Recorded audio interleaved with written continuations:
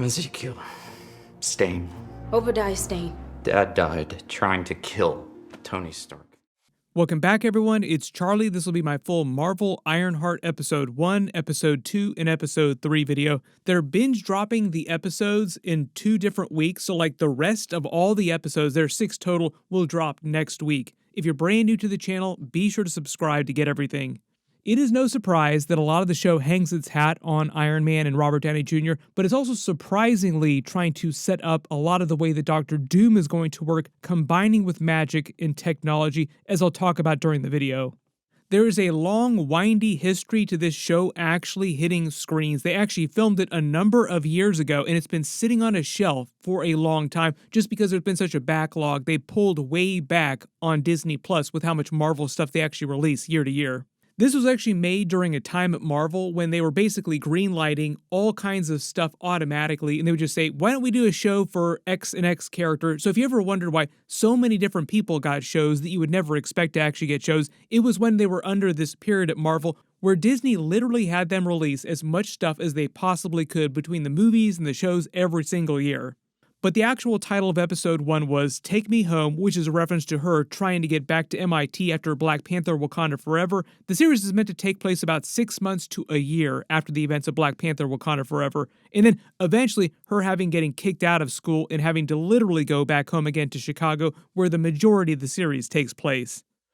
The cold open is a montage of home movies in the form of her memories of her best friend Natalie Washington from the comics, who died tragically when she was much younger. On the show, it seems like she was a little bit older when Natalie died.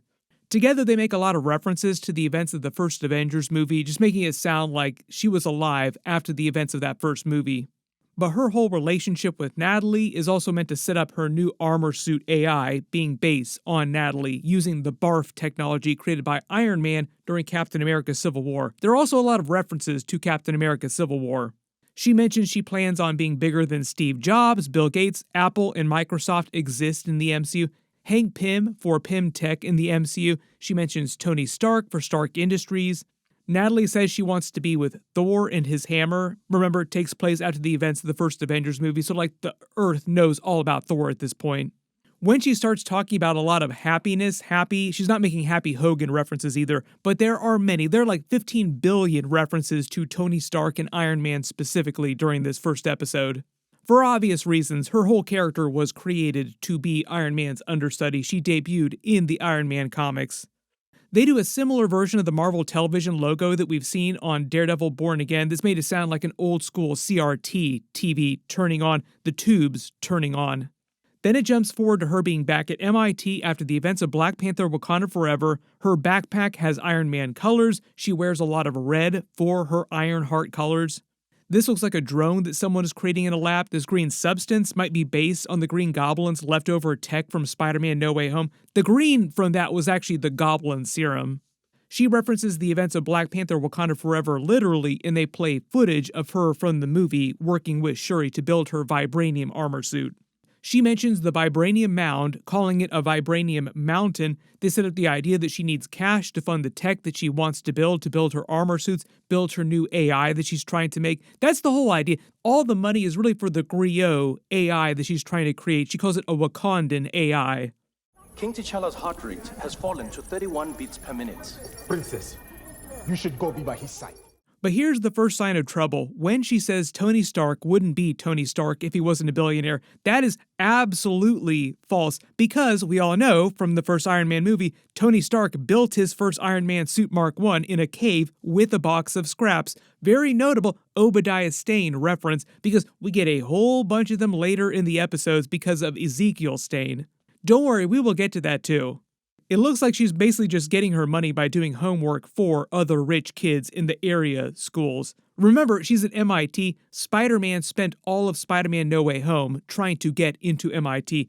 That was one of the whole reasons why he had Doctor Strange try to perform the first spell and then eventually had to do the second spell. The book she's holding in the library here also looks like Ant-Man's book. The griot algorithm, when they start referencing it, is based on a West African historian, a storyteller, praise singer, poet, musician. Griots are also masters of communicating stories in history orally. We actually saw Shuri interacting with the Wakandan AI during the events of the movie, But the idea is that Riri Williams is trying to create an even better version using Iron Man's barf technology. Notice on the board she's written the words barf. The whole idea is barf helps visualize your literal memories.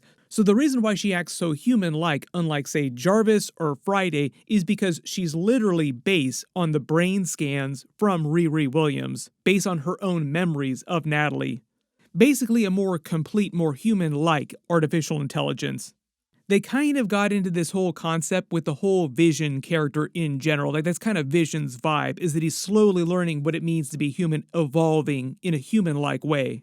She claims, though, she's creating the tech to help people, the medical industry, safety workers, technicians, so that versions of this technology, like what you see Natalie doing throughout the episodes, can also help just regular service workers around the world. All the risks she mentions are just resorting to stealing tech from around MIT, pinching stuff, cheating for other kids to get money to pay for it all, which does wind up biting her in the ass in a big way. Jim Rash comes back as the MIT administrator from Captain America Civil War, same basic character. They also reveal the funding that she's on at MIT. The reason why she's getting all this money is because she's taking advantage of Tony Stark's fellowship he created with all of his money during Captain America Civil War, that special program. But basically this whole first part of the episode is her hyping herself up as God's gift to the world, and it's all about the hubris before the fall, like she gets the rug pull pretty quickly. Basically the rest of the episode, just a whole bunch of characters just clowning on her all over the place. They kick her out of school, then forcing her to slink back to her family home in Chicago, but she tries to take her Iron Man Mark III armor with her, or Ironheart Mark III, that she used MIT facilities to create, but they claim the reason why she's able to take it is because she actually used her own separate funding outside of MIT. Part of the idea is that when you go to a university, at least in America, I think it's this way in most places around the world too, anything you create or you come up with at college or at a university using their funding or their facilities, they own the copyright to. So technically, the suit MIT would own her Ironheart suit. There's a real big deep cut Easter egg here too, some of you probably recognize. Her current suit AI is called Trevor, and he's based on the Microsoft Clippy avatar, which is an absolute blast from the past. Everybody who remembers Microsoft's Clippy and interacted with it on an actual computer, let me know in the comments.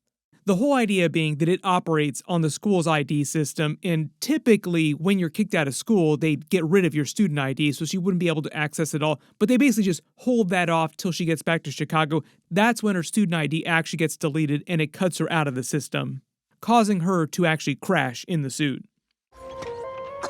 Her actual student ID, 30216RW, feels like a reference to her first appearance in the Iron Man comics. Back in Chicago, we see the Hood's crew on a job for the first time. Their van, Friendly Neighborhood Service, feels like a Friendly Neighborhood Spider-Man reference. You notice Eric Andre is playing the Rampage character from the Champions comics, super deep cut. They use this slip-up to show you some of their fighting skills and to set up the idea of why they need Riri Williams on their crew. When we see Anthony Ramos' Hood character for the first time, you notice he is wearing his red hood from the comics, the actual cloak. The Hood's real name is Parker Robbins. He's primarily thought of as a low-level magician and a thief who also uses guns. So it's like, what if magic plus guns? He fires Rampage for his incompetence, and the replacement is meant to be Riri Williams, who they recruit eventually, baiting her with the idea that she can use all the money that they're going to earn from jobs to fund her technology. She crashes into the ground, creating that destruction-themed title of the show. The crash is also meant to be a callback to Iron Man crashing in the sand in his Mark I suit at the beginning of the movie. There's a random dude on the streets yelling about the end times coming, saying that Thanos was just the beginning. This is probably meant to be a setup for Robert Downey Jr.'s Doctor Doom in Avengers Doomsday, Secret Wars, and of course, the Hood's master, which might be Dormammu or even Mephisto. There was actually a schedule of episodes, and on episode 5, there's an M that's highlighted in red. So people are like, does the M stand for Mephisto, or does it stand for Dormammu? Because Dormammu's energy is red, and there's a lot of red magical energy in the episodes. So we will see which direction they went. Like, did they actually go full meme and they're going to pay off Mephisto finally? Do not be surprised, though, if they switched it behind the scenes and it winds up being someone like Dormammu. That letter M can stand for a lot of things. But also Ryan Coogler said one of the big core operating principles of the series was them trying to showcase what Doctor Doom is like, how he works with a combination of magic and technology together. That's going to be the ultimate fusion. There are a couple teasers for that in episode 1. Part of the reason why Doctor Doom is such a big threat to the Avengers is because he takes all the best technology and all the best magic to combine them and make himself even more powerful than he could be with just being a man of technology like Iron Man or a man of magic like Doctor Strange. So when we actually see them baking in a lot of magic to Riri Williams' suit in later episodes, that'll be a little bit like the way Doctor Doom will look when he actually shows up in the MCU. Some of the locals clown on her, calling her Iron Girl, Iron Ma, Iron Chick. Nobody on the show has actually called her Ironheart yet as of the end of episode 3. Even the little kid Landon makes fun of her, helps her get to her friend's house. Madeline is her mother. You probably recognize Cree Summer though from a billion other shows and movies, but she's mostly known recently for her voiceover work more than anything else. On the show, she's playing Miss Stanton. I think it's meant to be a reference to Zelma Stanton, who I think is her daughter. She says that she wants Riri to meet, like, come to my shop, meet my daughter. Zelma Stanton is actually from the Doctor Strange comics and knows magic, becomes his apprentice during the Strange Academy comics. I think she's eventually going to be the one to bake a lot of that magical spells into Riri Williams' armor suit. Xavier here seems like he's meant to be her childhood love interest, or like her love interest in present day that she knew as a child. Basically, Natalie's brother. He makes her the mixtape, and that's basically code for please be my girlfriend. He makes a bunch of Iron Man armor suit references. She claims she wants to build a better armor suit than Iron Man and a better AI than Friday or Jarvis. Very self-aggrandizing. They reference her father who died. He seems like he was a locally famous mechanic that everybody loved. They also reveal that her father was the actual Tony Stark Stan, the Iron Man Stan, and that was actually what set her on the path to becoming the Ironheart character. The real fan was Gary. As opposed to her being the Iron Man fangirl when she was a little kid. These are all meant to be minor changes from Riri Williams' comic book origin, where Tony Stark is way more present as an actual AI. They basically replaced that with the Natalie AI in the show, but eventually in the comics, she does make the Natalie AI, so like Natalie is from the comics as well. It's just that Robert Downey Jr. probably didn't want to do a whole bunch of TV shows, so like, we're just going to skip over the whole Iron Man actual part where he shows up on the TV show. Also because they don't want to show him too much before he actually comes back as Doctor Doom. Like, they want that to be the first thing you see when he comes back.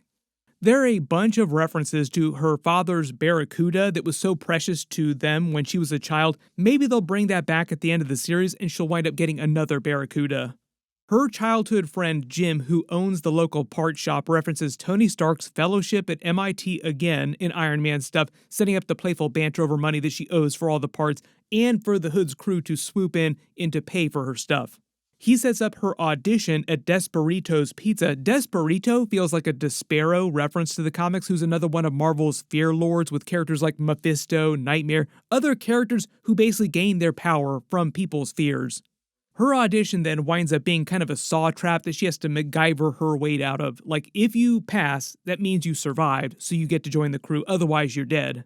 When we see the Hood again, he's still wearing his red hood. Like, most of the time we see him, he's wearing his hood, but there are a couple points in later episodes where you actually see him out of the hood. Turns out she actually knows who Rampage is, another tech genius she's interacted with online in the past, and the Hood basically convinces her to come to the dark side and join his crew to get all the money. They end the episode with her playing Xavier's mixtape, creating the Natalie AI using Iron Man's barf technology. This audio of Natalie she hears on the mixtape giving her all the PTSD flashbacks is actually on the mixtape. Like, Xavier says, oh yeah, like I put her audio on the mixtape. There are a couple more flashbacks to the actual Barracuda, and then they show what happened with them dying in the actual drive-by shooting when she was younger. Then they start teasing what's going on with the actual Hood himself. They tease his upcoming marks and show off some of the scarring on his back. Like, whatever he's doing to obtain the magical power, the actual suit itself is corrupting his body. Sort of like the cost of magic. All the tattoos that John are putting on his back are to hide the growing scars. Each time he uses the cloak, the scars actually grow bigger. You also notice the lyrics of the song mentioning the devil edited against the scenes of the hood really want you to think that it is going to be Mephisto because he's kind of Marvel's version of the devil. We will see if that's just a red herring and it winds up being Dormammu, but there are a couple moments like this in the next couple of episodes where they really want you to wonder if it is Mephisto. Do not be surprised if it is not though. Really do not like Marvel messing with us like this. The episode 2 title was Will the Real Natalie Please Stand Up, a reference to the Eminem song Will the Real Slim Shady Stand Up, and the Natalie AI, which is meant to feel much more like an actual person than say Jarvis or Friday, much more like the original Natalie because it's based on Riri Williams' brain scans of Natalie. They revealed the actual acronym Natalie stands for Neuro-Autonomous Technical Assistant and Laboratory Intelligence Entity. On her screen, the car here is a 1971 Plymouth Cuda 440 6-pack. That's the one from Black Panther, Wakanda Forever that she had. When they make the joke about the Victorian-era ghost, it sounds like a bit about Agatha Harkness because she is now a ghost in the MCU. This time their creative reveal of the Ironheart show title is on a street sign. Their next mark winds up being a billionaire woman creating tunneling technology. Sheila Zarate isn't meant to be a character from the comics either. Neither is the next mark that they go after. My assumption though, and Natalie actually mentions this in later episodes, is that the Hood is robbing these specific technologies in service of helping his master, Dormammu or Mephisto or whoever it winds up actually being behind the cloak itself. Probably to help that entity break into the MCU dimension. They mention Slug, their hacker, is from Madripoor, first time they've referenced Madripoor in a hot minute. These blood siblings are a reference to the blood brothers from the Iron Man comics. In the comics, they're aliens though. These people are just regular people. On her list here of internet contacts, there's actually a real big real-life Easter egg. Ryan Arrays sounds like a Screen Crush reference. I actually know Ryan in real life. He didn't mention anything about this, so this might just be some fun Easter egg that somebody working on the show cooked up. But here's the thing, Joe McGillicuddy, which she correctly guesses is an alias, is actually Alden Ehrenreich's Zeke Stane character from the comics, who is very much a villain in the comics, but we will see if he's a red herring on the show, and he actually does wind up being truthful that he doesn't want to be anything like his father Obadiah Stane, and he actually is trying to help people and do good things. But that's why there's all these recent transactions for bioenhancements. That's about because Zeke Stane's Iron Man technology that he uses is vastly different from Tony Stark or Obadiah Stane's Ironmonger suits. Some of the other names here on this internet contact list are just real-life production crew members at Marvel that help work on the series, help make the actual show, or they make the Black Panther movies. Usually when they need a lot of background names for episodes for any kind of show in general, they'll just pick random people from the crew. You notice when she goes to get the little kid's wagon, there's an Easter egg for the Stark Expo on the shop from Iron Man 2. She also meets Ezekiel Stane then, who's living in a nearby neighborhood. They set the whole twist with him getting revenge on his neighbor because her dog won't stop pooping on his lawn. But because they were playing up him being a klutz so much, it just feels kind of like an act. Is he just pretending to be this much of a bumbling idiot? Just really waiting for the rug pull at some point. He makes an Orange is the New Black reference from the Netflix show. He takes her then to his secret underground lab. Menacing iron suit feels like an Ironmonger Obadiah Stane reference. He makes a literal reference to that in later episodes. Apparently they are both big Alanis Morissette fans, setting up the song over the end credits. They play the same song they're singing here over the end credits. The Natalie AI then breaks out of her laptop through the internet and starts talking with her mother. Wasn't a big fan of this scene, but you kind of get the idea. They're basically just getting to the point where everybody is cool with the Natalie AI. All the different people in her life are meeting the AI. Riri then references Zeke Stane planning a global takeover. That doesn't feel too far off from the mark, but more of a comic book reference to that version of Ezekiel Stane. The version on the show, this MCU version, could be completely different. All the numbered lockers also seem like a callback to Iron Man's armor suits, like his Mark 1, Mark 2, Mark 3, Mark 4, and so on, in Tony Stark's lab in his own basement. All the talk about bionics that he goes on, basically his approach to Iron Man armor suits, what if we could actually bake it into our bodies? He basically wants to turn himself and other people into armor suits themselves. So it's actually not too dissimilar from what was happening with the extremists during Iron Man 3. He mentions his dad for the first time without saying literally Obadiah Stane, but he talks about organ replacements, medical technology, helping people, so I think the idea is that he's trying to be good, unlike his father.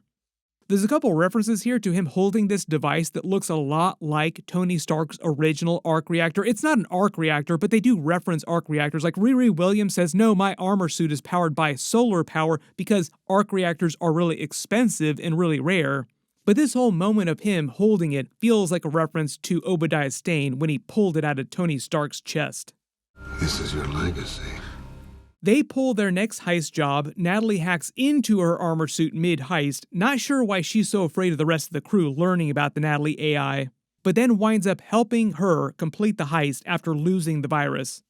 This little moment of the suit's hand actually working on its own remotely is a Cousin It reference to the Addams Family in Wednesday on Netflix. Then the Hood shows off some of his powers and abilities that he's been hiding in the car the whole time, literally cloaked from view, and that's what they meant by him holding his breath all night long. In the comics, the way the cloak's powers work is that the Hood will keep him invisible as long as he's holding his breath. He extorts her into giving them part of control of the company and continued payments, basically a lot of money. Then they show off some of his other abilities, like the magical bullets that he curves off of her armor suit to disable the guard. Notice the red magical energy seems like Dormammu coded or Mephisto coded potentially. It's just meant to be red energy making you think of Doctor Strange related things. They reference that maybe he stole it from a demon. That's meant to be a reference to how he got the cloak in the comics originally. He shot a demon, then literally just took it off of him. Her standing in front of the Faust posters later also feels like another Mephisto reference too, because Mephisto is based a lot on the original Faust character. She mentions aliens, that's a reference to a bunch of different types of characters in the MCU like Thor, the Asgardians, Skrulls, Thanos, the Chitauri. Wizards is a Doctor Strange reference, androids is a Vision reference. She mentions Timeline, which feels like a Loki reference. And she mentions Spy Kids. There have been a lot of jokes about that too, like people make fun of things with bad special effects to looking kind of like Spy Kids. Like this looks a lot like Spy Kids. Xavier then makes a Star Wars reference, also because Disney owns Star Wars and Marvel at the same time, so they're not infringing on anybody's copyright by canonizing that to the MCU, and they did that way back during Captain America Civil War as well with Spider-Man. Hey, do you remember seeing that old movie Empire Strikes Back? The Padawan references, though, specifically feel like a reference to the prequels, so maybe they're edging closer to making the Mace Windu jokes. Like, why does Nick Fury look so much like Mace Windu? He starts talking a lot about Natalie, but she doesn't tell him about the Natalie AI. This also happens in later episodes too, so it just makes it feel like eventually everybody in her life, like all the different characters, will learn about the Natalie AI and make friends with it. Then you notice the Hood starts hearing the voices of, could be Dormammu, could be Mephisto's voices whispering in the background asking what he desires most, and because of his use of the Hood, his magical scars grow larger, covering his body. When he mentions the he who did something to him, the cost that he has to pay, the price he has to pay, it's probably whoever is behind the actual cloak itself. They end the episode with Zeke Stane throwing out the peaceful message signs and stepping in dog poop and cutting the flowers of the neighbors to get revenge. Him taking one in his mouth makes it feel like he'll use his bionics to make some weapon from it or for some larger revenge purposes. But like I said, they end the episode with that same Alanis Morissette song they were singing in the car. The episode 3 title was We Endanger Girl, which is a reference to her and the Hood's crew turning on each other in the heist that goes wrong at the end of the episode. They start the episode just enjoying the money that they're earning, using it for the creative title for the show with the cash. Clown puts on the Hood's hood, feels very transgressive. They mention analyzing it to learn more about its powers, setting up later in the episode. And they set up the group turning on itself, like conflict within the group. Their next target is Heirloom Biotechnology. Hunter Mason is not somebody from the comics, they just created him for the show. But it seems like for some reason, the Hood wants access to the seed technology. We Ocean's 11 or The Sopranos? Riri Williams mentions Ocean's 11 in Sopranos, asking if they're more like the Robin Hoods, stealing from the rich, helping the poor, or good characters fundamentally like the Ocean's 11 characters, or in the case of the Sopranos, if they're just doing this to obtain more power and money. He implies that he is trying to do something iconic and doesn't care that he has to do some super shady things to get there, but he doesn't say exactly what his ultimate goal actually is. My assumption is that we will learn that either in episode 4 or episode 5 when they reveal who is actually behind the cloak itself. I think that's meant to be an episode 5 reveal though. She asks if his hood works on Pimtech or vibranium. He literally just comes right out and says that it's magic, but she doesn't want to believe that magic is real and thinks that there's a scientific explanation behind everything, which is the exact same thing that Tony Stark would say to say like Doctor Strange, like there's got to be some scientific explanation for how you use all these abilities. They kind of addressed this during the first Doctor Strange movie, where the Ancient One told him that they got the power for their magical spells by pulling energy from other dimensions. That was meant to be why different types of magic was color-coded differently. In the comics, it's a little more complicated, like magic is a real thing, completely different. There's no scientific explanation for it, and the different color coding just denotes where the magical power is coming from. So it's why Loki's magic is green, for instance, is more illusion-based magic. Now you could say time-based magic because he's God Loki. Zeke Stane then comes to her house, specifically mentions that he's 36 years old, just to give you an idea for the timeline, how old he was during the events of the first Iron Man movie. All the technology that he mentions here is stuff that it seems like he does to himself, like enhancing his muscle fibers, skeleton, skin, eyes, organs, everything. Just sort of setting that up for later, like, look what I did to my own body. Basically making an unbreakable body for himself on par with, say, like Vision in his vibranium body, which technically did actually get broken during Avengers Infinity War. Like, you think vibranium is meant to be unbreakable, but it just takes something with enough force, like now that we have adamantium in the MCU. Vibranium also weak to the Infinity Gauntlet, which is supposed to be like the most powerful thing inside the MCU, so of course. Natalie then correctly clocks that the Hood is probably heisting parts for something worse that he's not telling them about, and makes another Star Wars reference to the Death Star. Then it seems like she's going to eventually take over her dad's car garage and turn it into her new lab at some point when she gets over her PTSD. The police then tell her that Rampage was killed. The show implies that the Hood either did it himself or had somebody do it to keep him quiet. She then plans to use Zeke Stane's bionic skin enhancements to help her learn more about the Hood's powers in his cloak. At his place while he's doing yoga, he's listening to the news broadcast mentioning all of their high-tech heists. When his friend seems like he tries to get him to cancel the heist because there's too much heat on him and they can't find dirt on the Hunter Mason billionaire, Parker, seeing the big picture, sounds like a Dormammu or Mephisto kind of reference, like that is the big picture. There's this larger reason for him to want all these different technologies. Probably do help whichever entity this is break into the MCU. Couple big WTF reveals here at Zeke Stane's house too. He reveals that he's got Obadiah Stane's ashes in a bag in his house. Feels like he's got some issues that he has not dealt with yet. She sees the name, figures out who it is, and he explains his full backstory. Also basically tells her the truth of how his father died in the events of the first Iron Man movie. No, he tried to kill Tony Stark, that's what happened, and I don't want to be anything like him. We will see if this is a misdirect, but I did love the twist, like I kind of laughed when I saw that his ashes were literally just sitting around his house.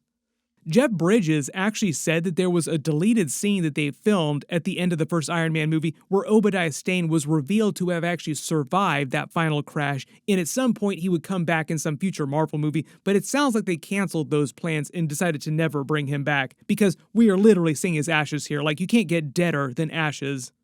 Obadiah. Zeke then literally mentions Monger, which is the name of his suit that he wore after stealing Tony Stark's arc reactor. Bad Marvel dads all over the MCU, everybody has daddy issues. If you're actually just looking at all the big characters, odds are much better that your dad was actually a terrible person or an outright villain than he was a good person. During the actual heist later, the mermaid reference feels like a callback to Namor and his people that debuted during Black Panther Wakanda Forever along with Riri Williams debuting. When the Hood breaks in, Hunter reveals that he expected him and tries to pay him off with a small amount of money. The Hood won't take it. Kinda seems like his ego is actually what gets in the way of this and causes him to eventually kill Hunter. Riri Williams does wind up getting a piece of his cloak to eventually analyze though, but sets off the alarm system, locking them in, setting up the sequence of events where a whole bunch of people get killed. They say the title of the episode, We Endanger Girl. They said the name of the thing inside the thing. Then as the Hood starts to kill Hunter, you actually hear whispers coming from his cloak, like whoever's behind the cloak is basically influencing him, slowly taking over his mind. Also, his eyes go black for a minute. The rest of the guards rush in and he uses magical bolts to take them out. Also has some hand-to-hand fighting skills too, so he's actually not just completely relying on the magic itself. John then catches Riri Williams with pieces of the Hood's cloak, making it sound like he didn't know what Rampage was killed, making it sound like the Hood did it himself, and then Natalie saves her with the suit, locking John in and killing him. By the end of the episode, though, we actually see the Hood communicating with whoever power is behind the actual cloak, Dormammu or Mephisto, whoever actually winds up being, and it shows him a vision of John dying and Riri Williams in the Ironheart suit, all setting up the idea that he's going to spend the rest of the series trying to revenge kill her. So we will see if Zeke Stane winds up being a surprise secret villain during the series and succumbing, eventually basically turning into another version of his father like he doesn't want to become, or if that's a red herring and he does wind up ultimately being a good person and helping Riri Williams stop the Hood.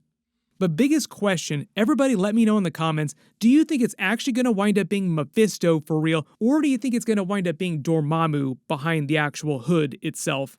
Just because Marvel's official list for the stuff that you should watch to understand Ironheart included the Doctor Strange movies, so that just feels like a Dormammu reference.